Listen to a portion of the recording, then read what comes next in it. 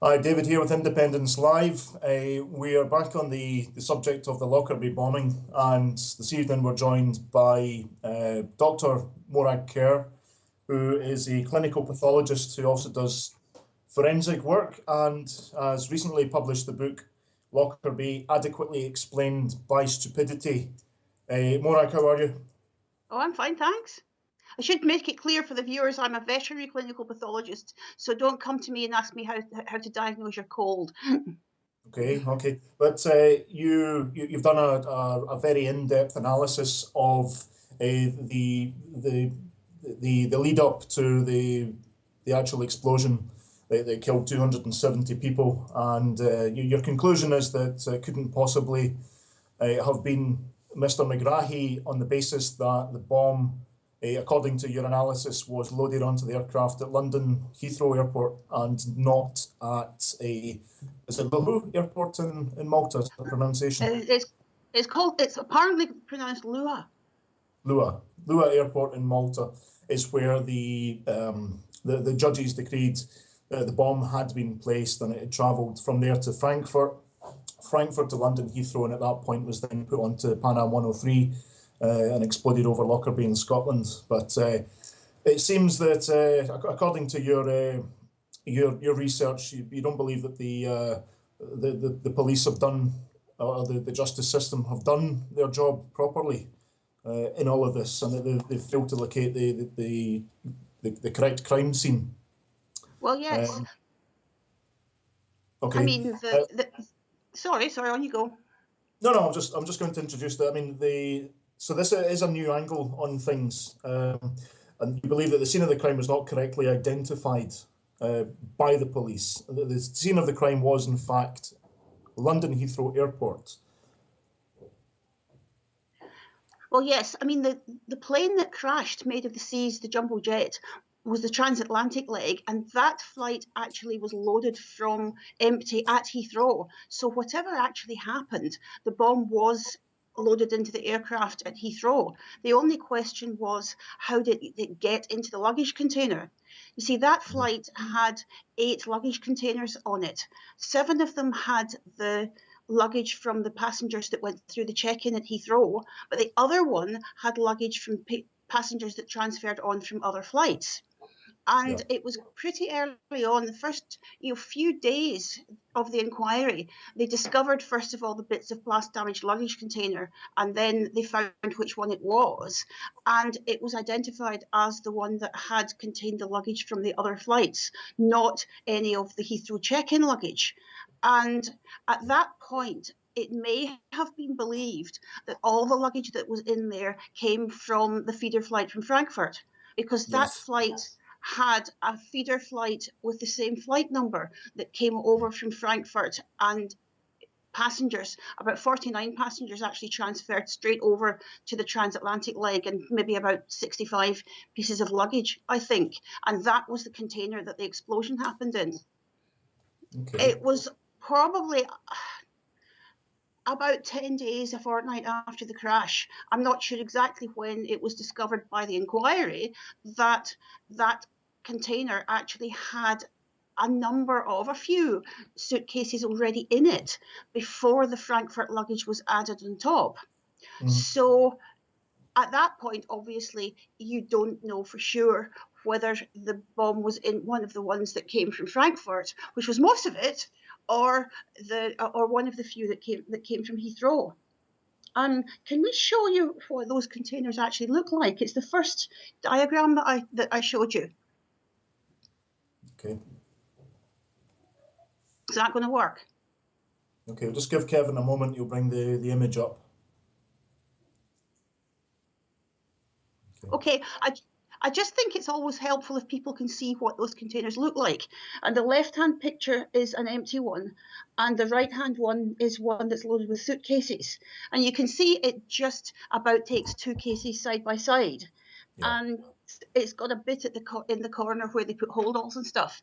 Now, you'd think that all the cases were always loaded flat, but actually, in that particular flight, a chap called John Bedford was the baggage handler that put those cases in, and he put a row along the back on the floor of the container that were upright. I mean, hinge down, handle up, like slices of toast in a toast rack.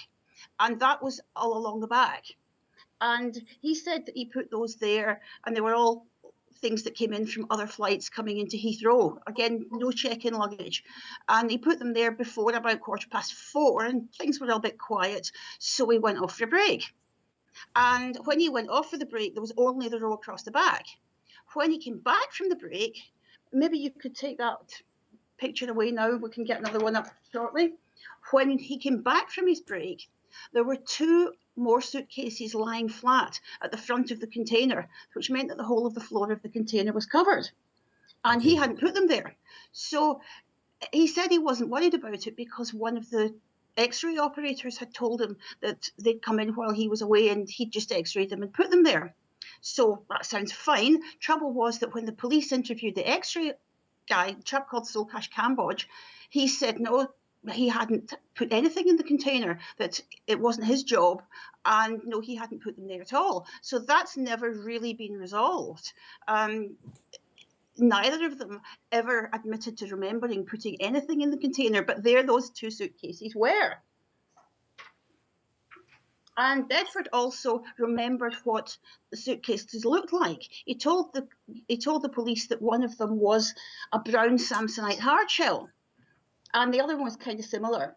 And he seemed to remember the left-hand one particularly because he said in a statement that, oh, well, maybe it was maroon. I remember the light shining off it. About the same time, I mean, that was January 89, the forensics guys were sifting through all the stuff that was coming in from the fields, and they found that the pieces of the suitcase that the bomb seems to have been in was, wait for it, you guessed it, a brown Samsonite hardshell. Yeah. And so could we maybe have a quick look at the next picture? Okay, Kevin. Is that going to work? Is that visible? Right. The picture on the left, which is a diagram, it shows you the estimated position of the explosion. So it's way down low, right in the corner on the left-hand side, and it was at the front. The bit next to it is a picture of the bomb suitcase, which I think you'll admit was a brown or maybe maroon Samsonite hardshell with light shining off it. And it's a bit difficult to see just how you get a case right into the corner like that, a hardshell suitcase, so that a radio cassette player inside it gets into that corner. But there's no doubt about it that whatever it was Bedford saw, it was pretty close to the bang. And you would think that with the police getting a great lead like this really early on in the first, 3 weeks of the inquiry, that they would be all over it. But they weren't all over it. I mean, what we see inside the investigation at that time is a bunch of people that are intent on trying to convince each other that the bomb was one of the pieces of luggage that came from Frankfurt. Okay. Yeah, you can. Well, I was just going to, if we could just rewind a little bit if we go back to Malta, where the flight, which is, it's alleged that the case went on in the first instance. At Luha Airport. I mean, what are the records like there for baggage? Because what is being said is that Megrahi was at the airport, he was taking a flight to Tripoli, but whilst there, put on a case onto a flight which he was not flying on. That's the story. And they ferreted around in Frankfurt for so long and they didn't really come to any great conclusions. And then it was the Frankfurt airport records, which were a complete mess. I mean, the Frankfurt airport records, half of them got lost, computerized records got wiped before the police got anywhere near them. But the residue of what was left seemed to show a suitcase coming from Malta and going on to the feeder flight. But there were half a dozen and more suitcases that couldn't be identified that seemingly had no right to be there, apparently coming through that system to the feeder flight. I mean, it was that bad. But they latched onto this Malta one, and they couldn't be persuaded that it hadn't gone on board at Malta, despite these incredibly good security records and security system at Malta. I think everybody kind of assumed Malta's a small airport in the Mediterranean, a bunch of yokels with straw hanging out their hair. It's bound to be easy Aussie there, and it wasn't. They were very, very strict, and they were using a unique counting system at the time. They counted all the bags twice, independently.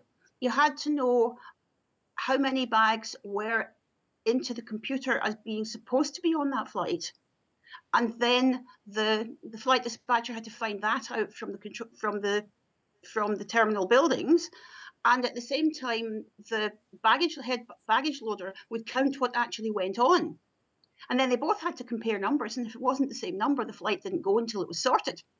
So there were 55 pieces of on that flight legitimately, and only 55 pieces of luggage were counted on. So we can be quite safe in saying that this case did not go on to the flight at Malta, unless, of course, somebody had a way of overriding all of that rather tight security.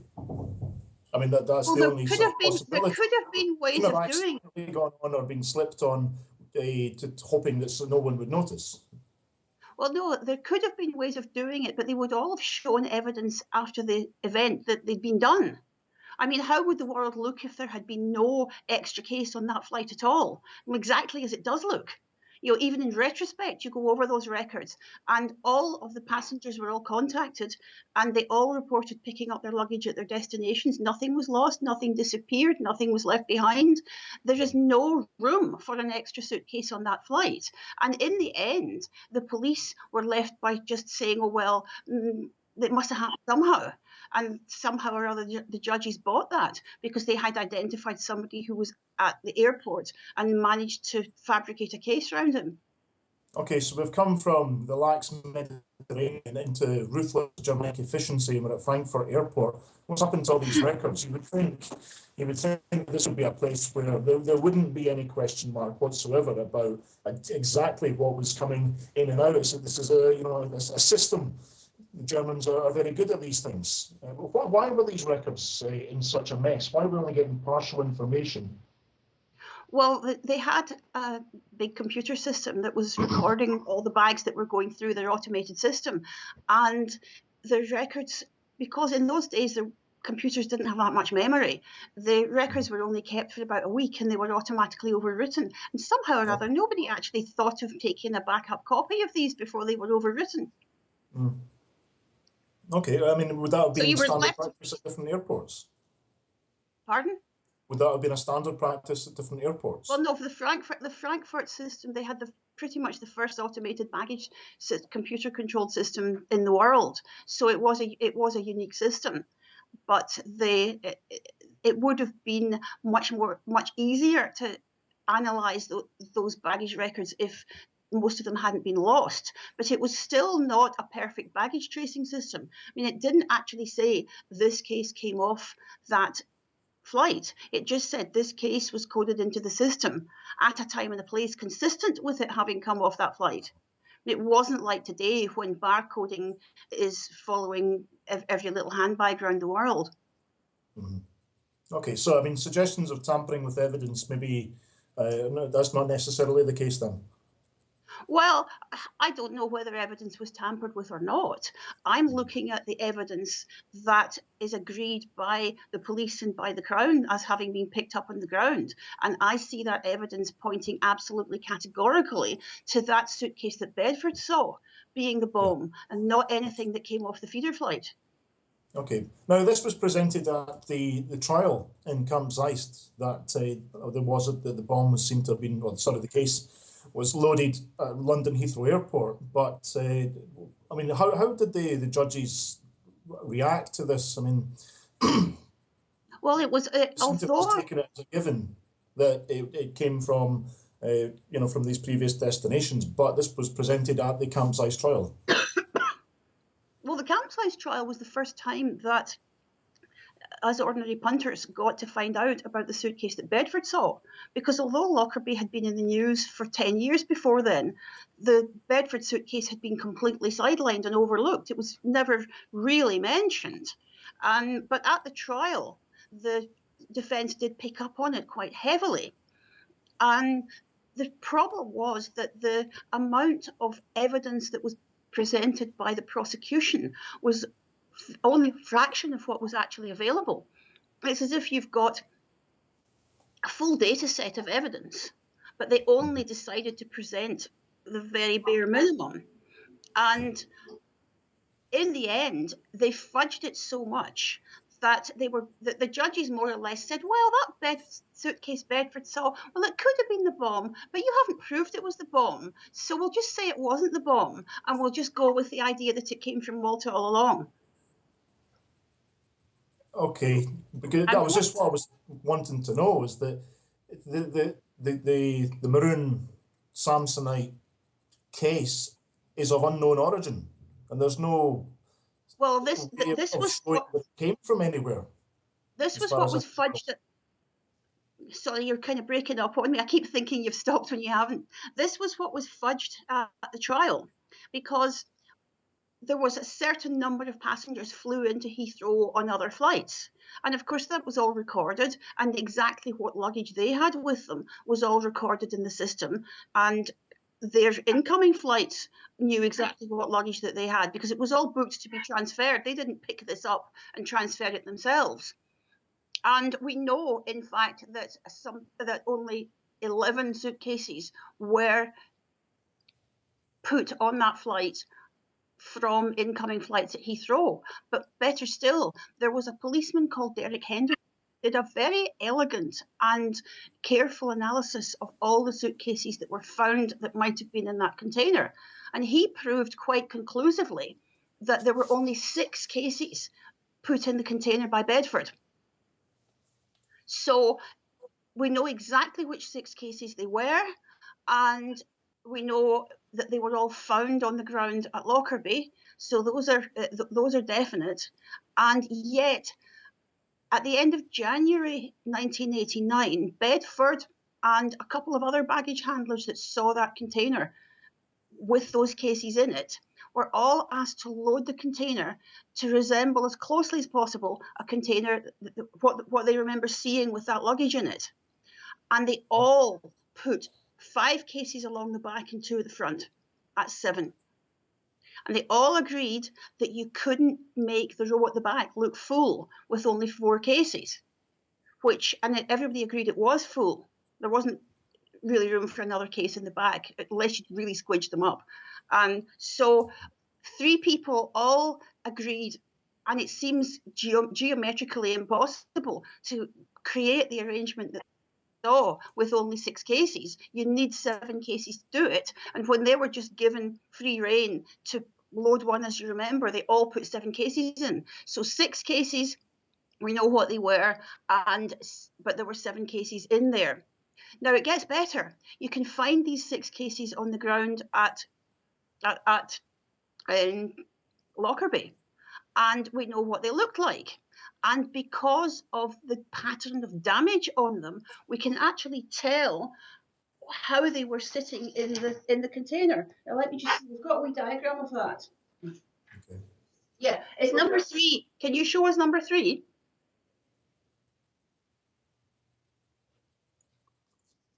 Okay. Well, that's a bird's eye view of the container from looking straight down from the top. And we can see that we've got 5 cases across the back, and we've got the names of the passengers in Carlson, McKee, Bernstein, Gannon. McKee had a second case. And then the 2 cases at the front, we can tell which was the other case that Mr. Bernstein had. And the case that is missing, the 7th case, is actually the one that was in the position of the one supposedly under the bomb, according to Crown. So the 7th case is the one that was in the position of that brown Samsonite that Bedford saw. And in fact, none of the other cases was a brown hardshell Samsonite. So we already know that there was an extra case in that container when it was wheeled out to take the Frankfurt luggage, because there were 7 cases in it, and the extra case was the brown Samsonite in the position very close to the position of the explosion. Okay. So No, continue. So what we would need to find would be, as what I'm explaining is the Crown continually made out that the case that exploded was the one that was on the second layer. So that would have been the one that was put on top of the case Bedford saw. But if you go through all the luggage that was found damaged, you can find one case blown to bits that was obviously on top. You can find the pattern of damage of there is not a shred of anything found on the ground at Lockerbie that corresponds to a case underneath the case that exploded.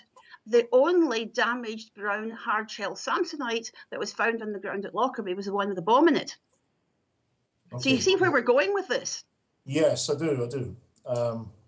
Group video is unavailable. I think we might have to restart the call. If you just hold for a moment, Kevin. Okay. Okay, just viewers hold for just one moment.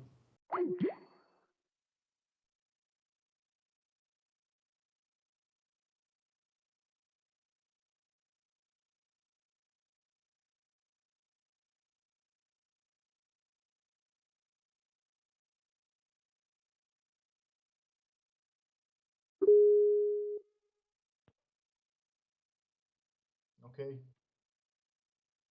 Okay, if we just everybody hold for a moment, we're re-establishing the connection. Kevin, are we still live? Yes.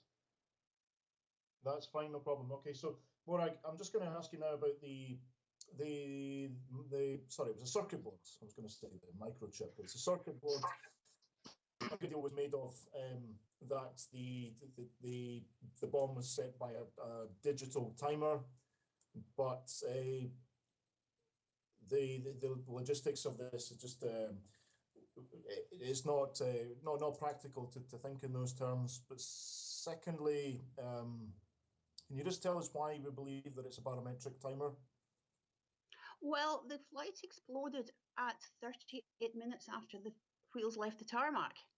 Yeah. And this group in Germany, I think that's part of the reason they were so convinced the bomb must have come from Germany, originally, was that the people they first suspected were making bombs which would have exploded at 38 minutes after the wheels left the tarmac. So that's all very suspicious. But of course, you couldn't find anything like that from Frankfurt or from Malta without it blowing up on the first leg of the flight, unless there was some major modifications to it. And they never really quite got to the bottom of that. And then they found this piece of printed circuit board, which they believed had been part of a digital timer, a countdown timer. And they said, oh, well, forget the pressure activated. The thing about the pressure activated thing is you can sit at ground level as long as you like. And it will only start countdown when the plane takes off and the pressure drops. Whereas with the countdown timer, it will explode at that time, no matter where the plane is, whether it's in the air, on the tarmac, wherever. But you've got a 7-hour flight window there. So a countdown timer would have been a perfectly reasonable thing to use if they used it. But you don't set your timer so early, and this flight was not late, by the way. There's this myth going around that it was late, and if it hadn't been late, it would have exploded out over the Atlantic. It wasn't late. It was perfectly up to time, and yet it exploded very early in what would have been a long flight. If you've got a countdown timer, you set it late to give yourself some leeway. If that plane had missed its slot, then it would have still been on the tarmac at the actual time by the clock that the bomb went off. Okay. But these barometric timers with the device which was being used by the Popular Front for the Liberation of Palestine Regional Command, that's correct, yeah? Popular Front for the Liberation of Palestine General Command, I think that was the title they gave themselves. Yeah, which pretty much means that it's not the Libyan regime which is behind this. It's the Iranian-backed, Syrian-based Popular Front for the Liberation of Palestine. general command. Well, that's not really my area of expertise. I mean, Okay. that's a common theory, and it seems perfectly valid to me. But as I say, what I've concentrated on is showing that the bomb was in the Bedford suitcase, not might have been in the Bedford suitcase, not was probably in the Bedford suitcase, but was definitely in the Bedford suitcase. And as far as who did it, I'm just in the position of your ordinary punter saying, well, you know, those guys look pretty suspicious, don't you think? Okay. Well, I mean, you say you're an ordinary punter, but you have published your work on this.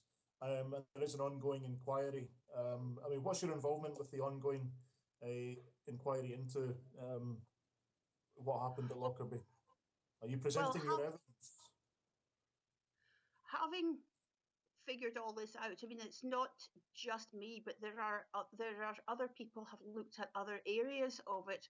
For example, John Ashton's been looking particularly at the timer fragment. That's his area of expertise, and in Ian McKee's been looking at the police procedures surrounding the identification that was made allegedly of McGrahy as the man that bought the clothes that were packed with the bomb suitcase. And Professor Black, that you interviewed a couple of weeks ago, he's been looking at the actual legal and how they conducted it.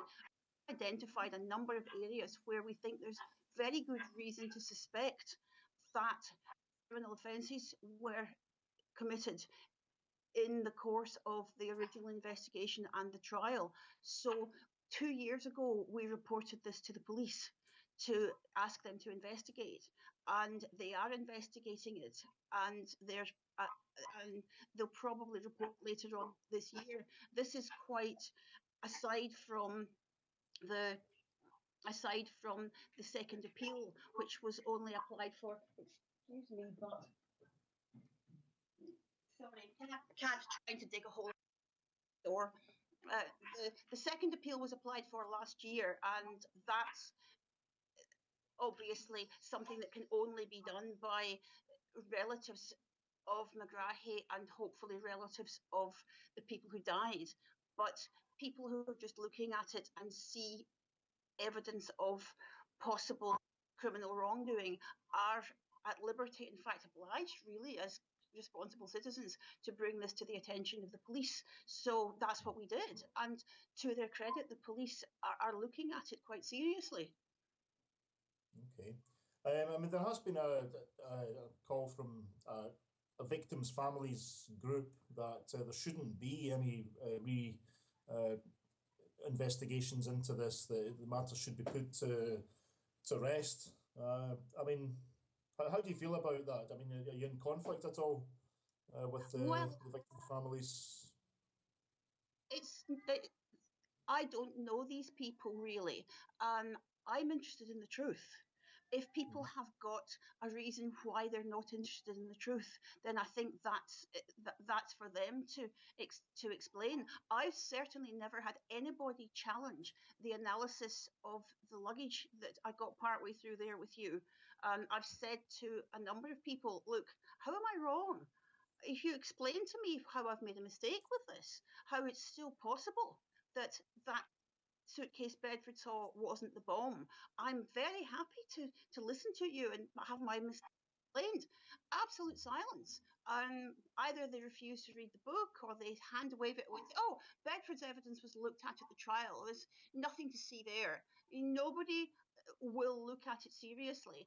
And the only conclusion I can come to is that there are people who'd rather just not rock the boat. And that's, I'm a scientist. I'm interested in what really happened. I'm interested in the truth. So that's where I'm coming from. I'm also interested, as Professor Black said a fortnight ago, of our criminal justice system. Because if you take what's going on at the moment, alongside, for example, the Shirley McKee affair, then it really is very frightening the way the justice system will close ranks when it's made a mistake and refuse to admit the mistake, no matter whose life is ruined as a result. And this is maybe the biggest mistake that they have ever made. I mean, it's the screw up millennium, and I want to see this looked at to get a better culture in the criminal justice system whereby people will admit that mistakes were made and do something about them, rather than closing ranks and putting their fingers in their ears and saying, no, it didn't happen. Okay. Now, I assume you haven't had media interest from the United States, but you did speak to Al Jazeera, is that correct? I spoke to Al Jazeera, and they I did an interview with them, which was quite interesting, but the 3 people who were interviewed didn't get to interact at all. And then I cooperated in a documentary that they did, but the documentary was mostly running around trying to get the guy that made those barometric bombs to admit that he did it. And, well, big surprise, when you realised they were trying to get him to admit that he did it, he went to ground. So it didn't really happen, did it? Okay. I'd just like to ask if there's any viewing tonight that would like to put questions to Morag, just send them in and I'll ask.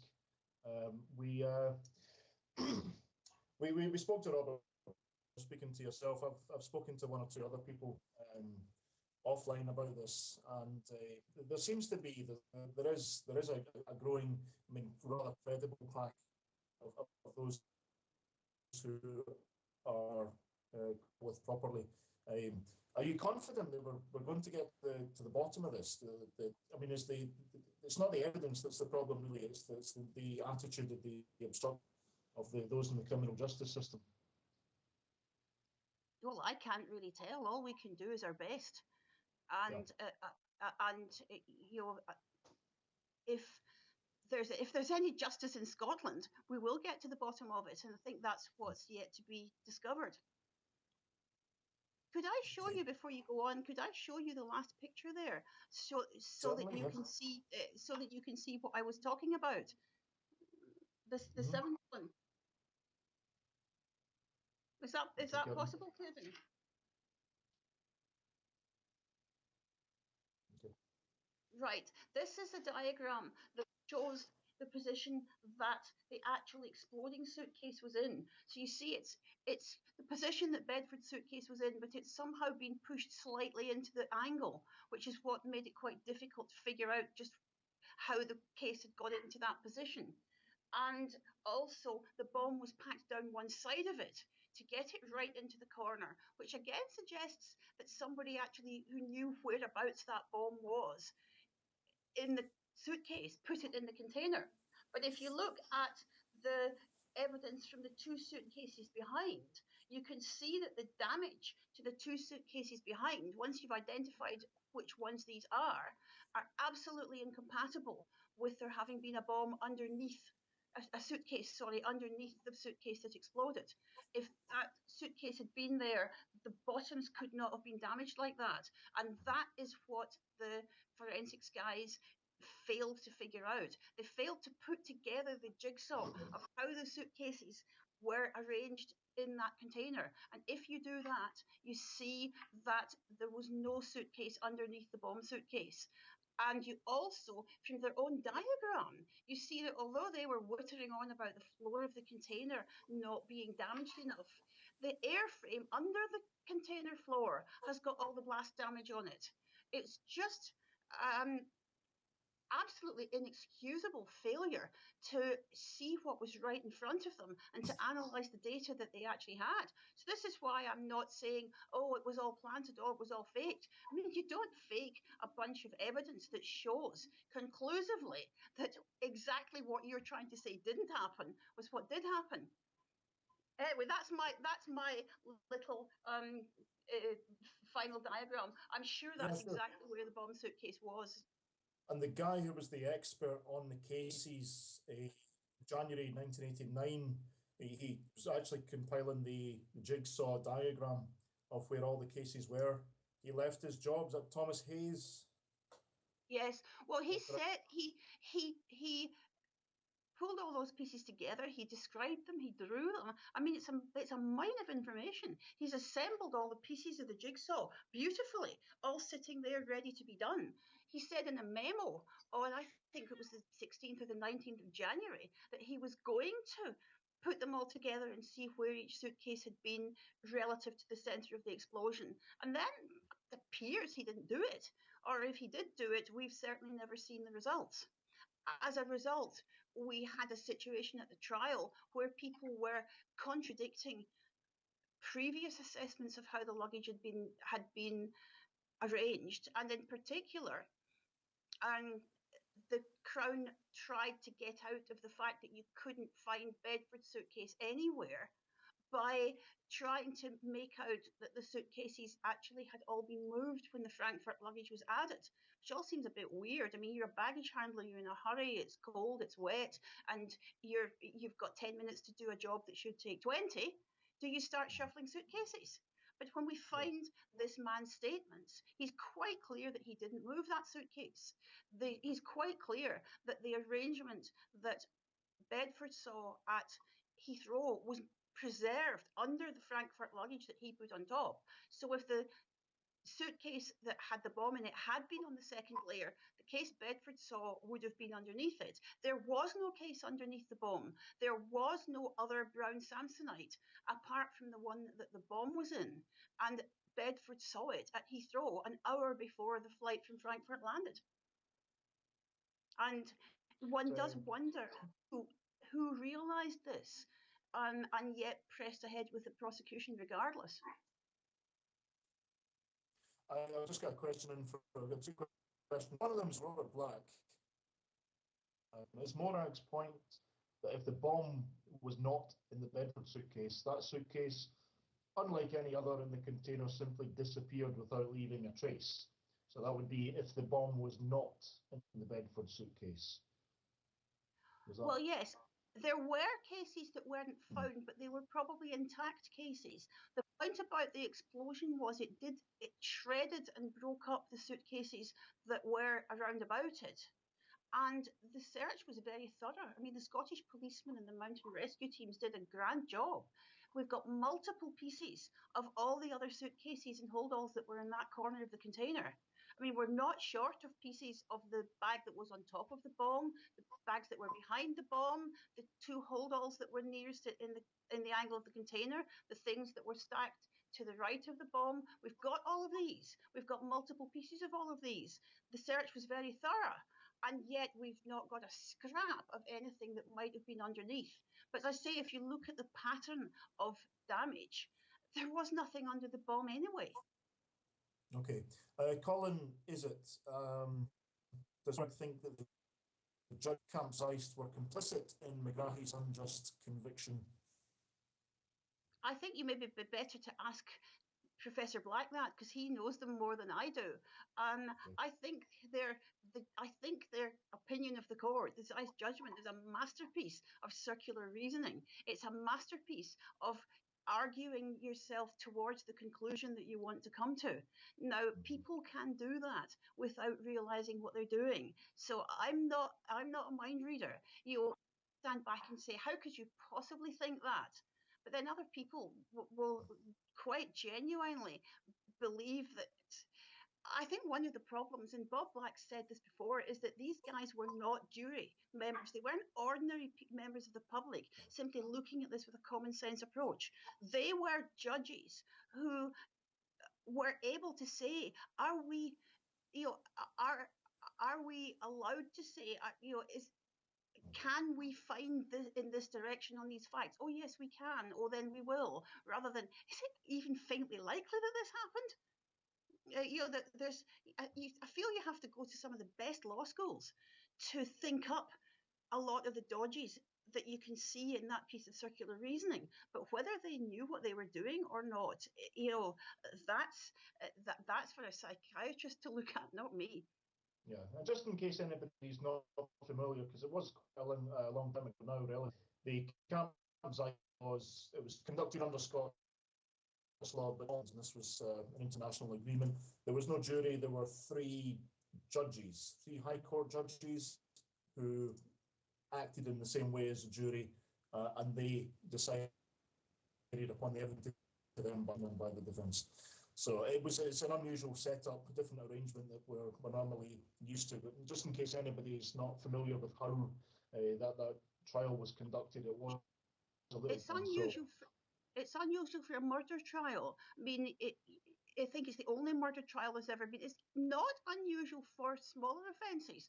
I mean, the judicial bench, a bench of JPs or something, or a sheriff court, doesn't have a jury. But normally there would have been a jury, but it's actually a concession to the accused. They were worried that there had been so much publicity in Scotland, that there would be so much prejudice against them, that they wouldn't get a fair hearing from a jury. Now, I think they were probably mistaken about that. I think common sense people looking at that evidence would probably not have convicted them. But if your mind is steeped in legal twists and turns, then you can argue yourself to a conclusion that you maybe even subconsciously want to come to. So it was adequately explained by stupidity. Can we agree on that one? Well, a question mark. There's a question mark at the end of the title of the book. I mean, that's, if you like, it's the conceit of the book. Can we look at this and say that it was only the most galactic level incompetence that led to the misidentification, really, of the scene of the crime and all the rest of it? Or was there actually malice behind it? And what date's today? The 12th. The 12th. Oh, it's an even numbered day. So on even numbered days, I think it was all a big plot, maybe to prevent Heathrow taking the blame or whatever. On odd numbered days, I think they were basically too stupid to tie their shoelaces. It's very difficult to tell. I think this is one of the things that the police are looking at.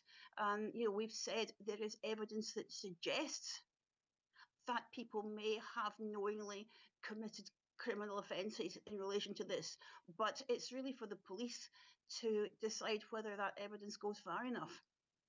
Okay. I mean, well, thanks very much for everything that you've contributed tonight. Oh, there are more questions. Sorry. Kevin, can you have some, please? Okay.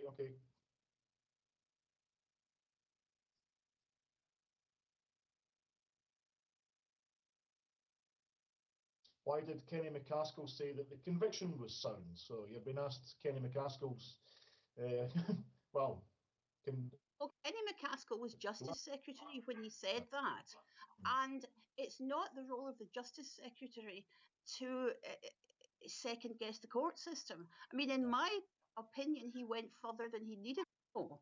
I mean, I was really not a happy bunny watching Kenny that afternoon, or was it a morning, going on about how he'll die a guilty man and all the rest of it. But it's not for anybody in the justice system to express a doubt about the safety of a conviction that has not yet been quashed by an appeal court. So, there were certain things he couldn't say, and they do actually have to say, this conviction stands because it has not been overturned by appeal.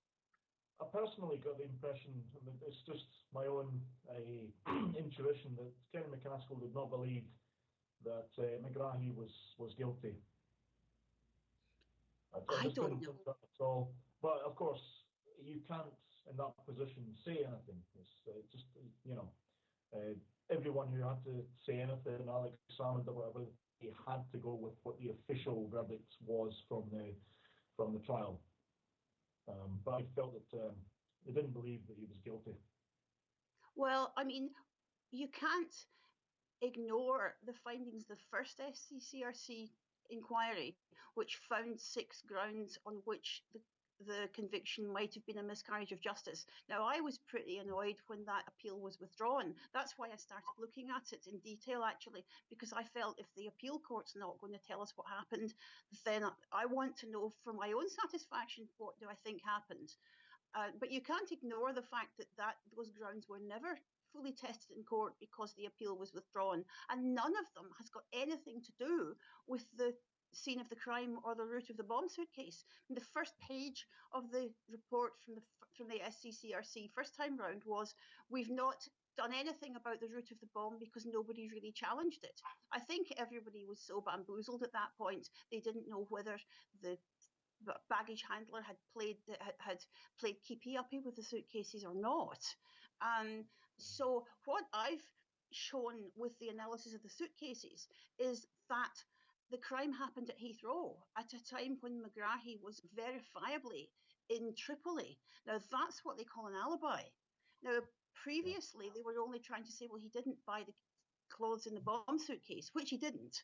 So you can't make the conviction stick if he didn't buy the clothes in the bomb suitcase. Now, for the next shot at the appeal, we've also got the evidence that says, oh, and by the way, he was 1,000 miles away when the bomb was put on the plane. Okay. Kevin, are there any more questions from the viewers?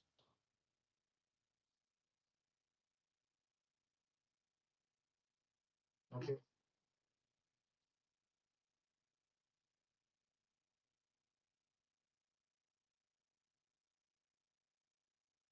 I can't actually. So I'll just repeat the question, Morag, because the viewers can't hear Kevin. Was the piece of circuit board sent to the USA for analysis? Was that done against Scots law?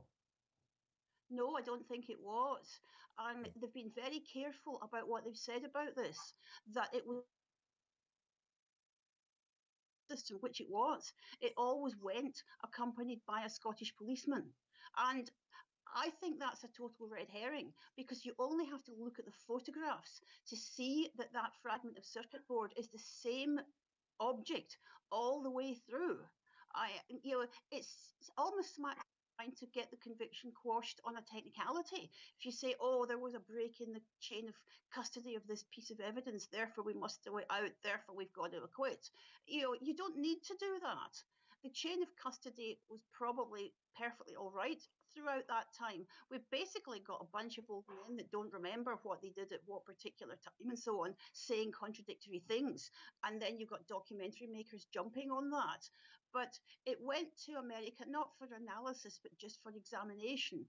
And they didn't substitute it, they didn't change it. It's the same piece. I've seen the photographs. The thing that was photographed in that very first picture with the red circle around it is the same thing was produced in court.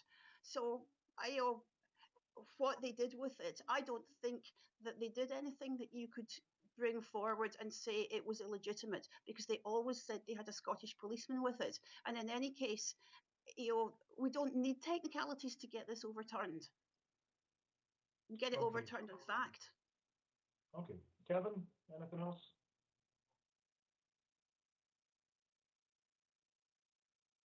Okay, sorry, our viewers, apparently there are a couple of more questions, but Kevin's unable to bring them up because there's a technical fault. So we're sorry about that, but we're coming close to the hour. So I'm just going to thank everyone that's tuned in tonight to watch this interview. Please share it around. Morag, thanks very much for joining us. Okay. Anytime. Wait a minute, we'll go for one more question, Kevin.